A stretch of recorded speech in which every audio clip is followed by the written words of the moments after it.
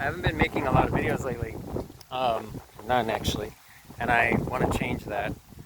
I've been fighting a few of my own demons. Pretty big ones. So now I'm kind of on the other side of it, but not fully. It's still there.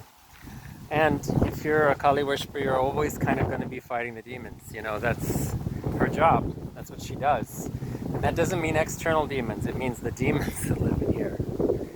So, people have asked me recently about Kali Upasana and how to achieve it and how to get Diksha and blah, blah, blah, blah, blah. Kali Upasana. Upasana is the active worship of a deity. And the Upasana has been given to you, like the instructions of how to do the mantra or whatever you're doing. Puja, stotram, by a guru, by a teacher.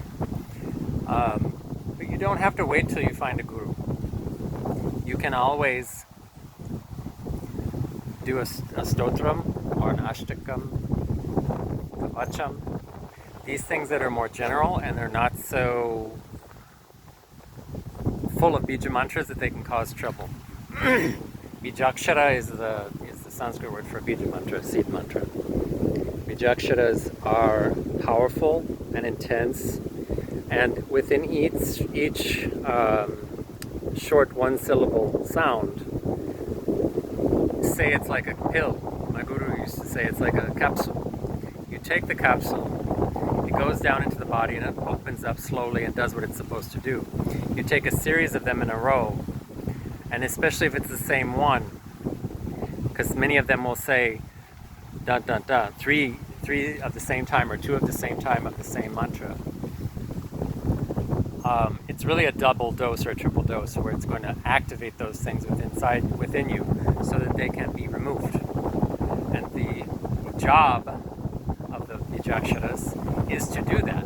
So by its own definition, chanting a mantra for a devata, devi, especially for Kali, is opening up and unlocking stuff inside you that you don't typically always have access to. But it's also eliminating the things that are not needing to be there anymore. The very base of your being is where you need to be when you're doing one of these things. What does that mean? The root of you is a spirit that lives inside this body, inhabits this body. The spirit doesn't need for anything else. Spirit is a little piece of God that's tucked up into this body like it's a suit. One friend of someone I used to know used to say a flesh suit. So when you identify fully with that, you don't need much else in your life.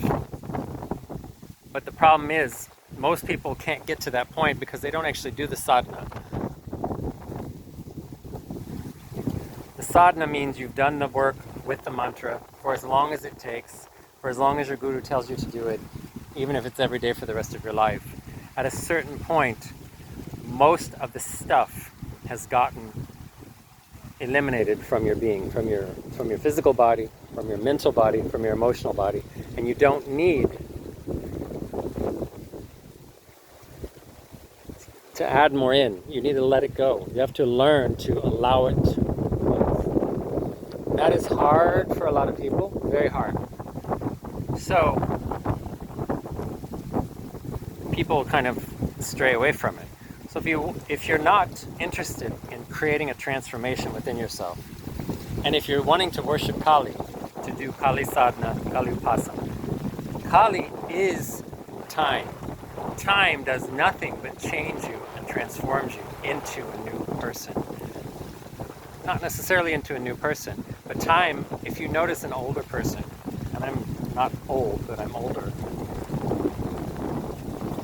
they're the ones that, at 60s, 50s, 60s, 70s, 80s, people are living longer now, who aren't so worried about other people's opinions, who are living their base root life very simply, very happily, and full of,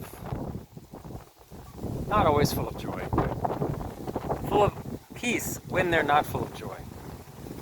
Because they know that things come and go, and the next thing's just going to come, and the next thing's going to go, and it's all going to be okay. So,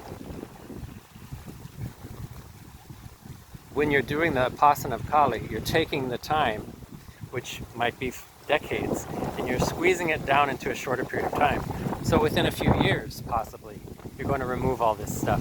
You're not going to care as much. So you're going to be a much younger person with a lot more space in your life to receive more things, to help other people, to learn how to do the same thing, to establish yourself in a state of yoga, yoga meaning union, so that you see a sort of divinity in every being that you come in touch with. Being meaning human, animal, bird, anything.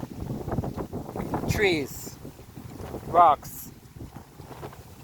Seeing that within yourself is a gift, and not a gift most people achieve. So if you're doing this and you want to get yourself down to the bare minimum, I don't mean you're forcing anything, but by doing a mantra of Kali, that's going to happen. It's going to take you down to the littlest amounts of things you need. So if you're not ready for that, but you still want to do something with Kali, you can find her 100 names, 108 names, 1,000 names, and you can sit down in the evening with an intention at dusk, say a little prayer, put a little picture of her or a murti of her, and sit it there, say a little prayer to it, and chant the names. And you can listen to it online. I even have one on my YouTube channel that I used to do every day. Adya Kali Stotram. Adya Kali Ashtotara Stotram. So the 100 names of Kali.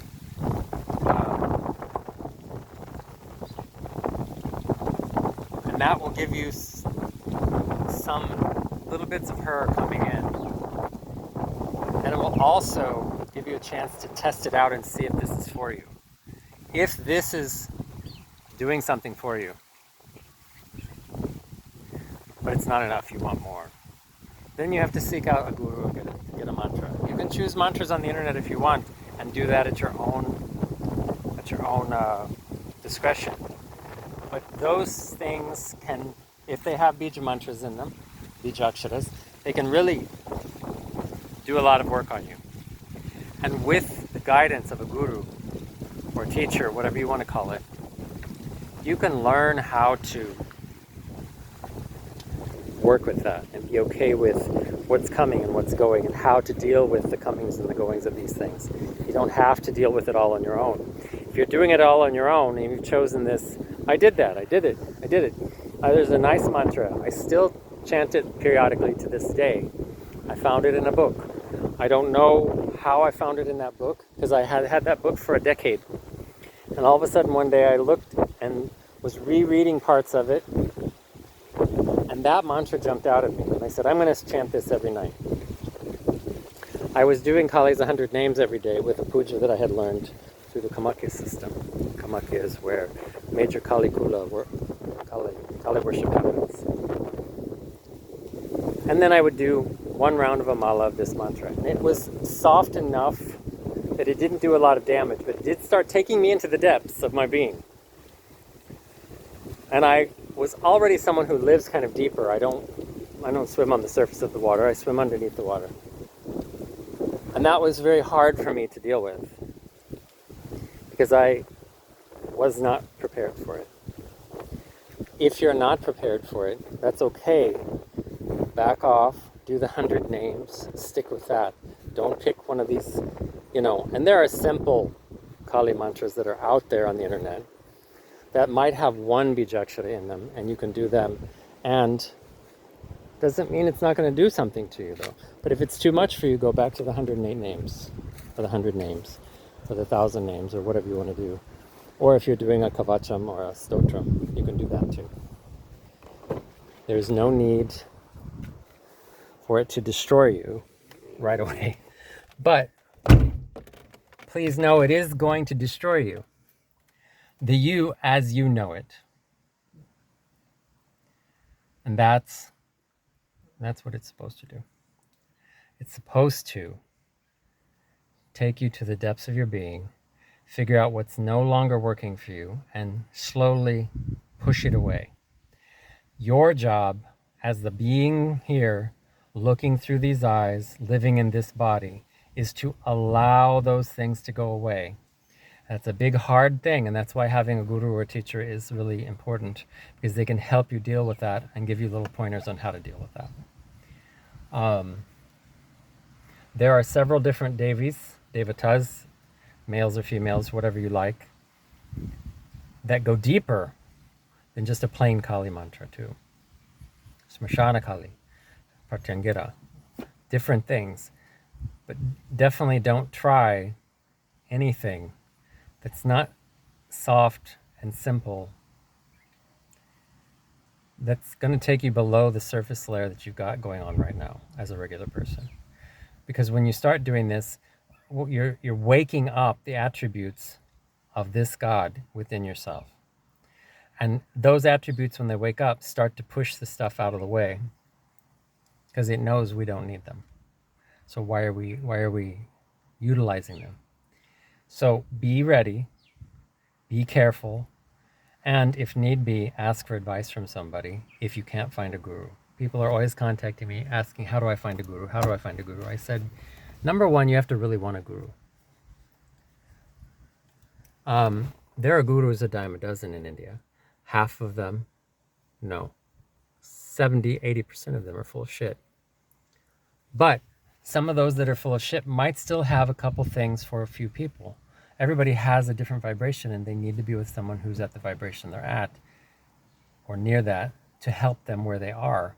You can't get a guy who's floating in outer space and expect him to help you down here. You need someone who's down here to help you learn how to float in outer space, while at the same time keeping your feet on the ground. Both things, grounded and reaching for the heavens. Like the trees they worship in India.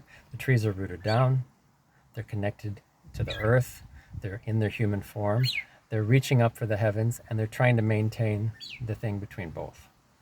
And that's the point. So if this helped, let me know. If it didn't help and you have more questions, ask questions. I'm going to post it everywhere on my YouTube channel, on my Instagram, on my Facebook.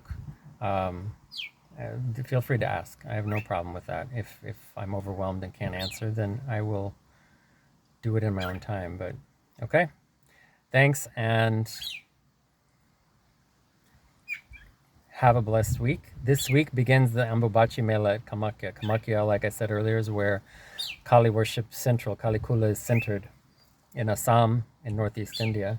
And on Tuesday is the beginning of the Ambubachi Mela, where they close the temple, and mother goes into her menstruation period, to do what women's bodies do, releases all the stuff. So we come there all year long. We give the yoni our shit, our bullshit. And every year she takes 3 days to cleanse all of that shit off and be fresh again for us. And it takes a year for her to get unfresh. So it's really a beautiful thing. So especially this week, because of the way the astrology is, if you're wanting to do something like this, start it Sunday or Monday night, ideally, because Tuesday is the beginning of it. And then you can really go deep with it.